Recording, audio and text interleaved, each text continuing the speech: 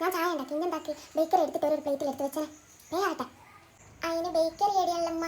അതെ, നമ്മൾ മെങ്ങാന്ന് വാങ്ങിയത് ലഡുവും പിന്നെ കേക്കും എന്തെല്ലാം ഇല്ലേനാ അല്ല എടുത്തിട്ട്. അല്ല, അത് ഞാൻ ഇന്നലെ തന്ന് തീർത്തായിരുന്നു. അതെല്ലാം തീർന്നാ?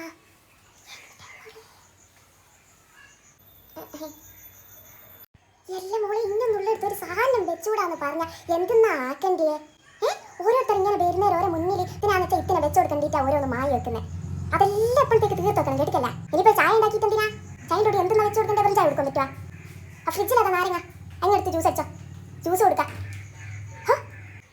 നാരങ്ങയാ? എന്ത് നമ്മളെ നോക്കിക്കുന്നേ? ഫ്രിഡ്ജിൽ നാരങ്ങ ഇല്ലമ്മ.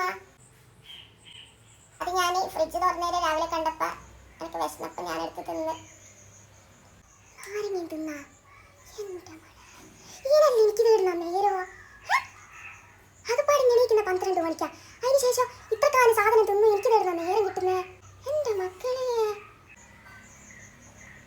ഇനിയിപ്പോൾ എന്തെന്നാ പഠിച്ചോനെ കൊടുക്കുക? ടാങ്കിൻ്റെ പൊടിയാറ്റുണ്ടോ ഫ്രിഡ്ജിൽ? അവല്ലേ അതും ഞാൻ എടുത്ത് തിന്നിക്കാം.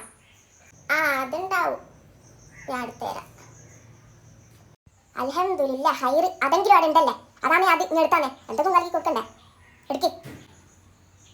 ഒരു മക്കളെ കൊണ്ട് കിട്ടുന്ന കോണായില്ലല്ലോ. ഇനി ഇങ്ങനെ നോക്കിക്കോ ഞാൻ ഇവിടെ എന്തെങ്കിലും സാധനം വാങ്ങുന്നുണ്ടോന്ന്. എൻ്റെ കയ്യകലത്തുനിന്ന് മാറിയെന്നോളെ, എന്നോട് തച്ച് കൊന്നോ അല്ലെങ്കിൽ. ആ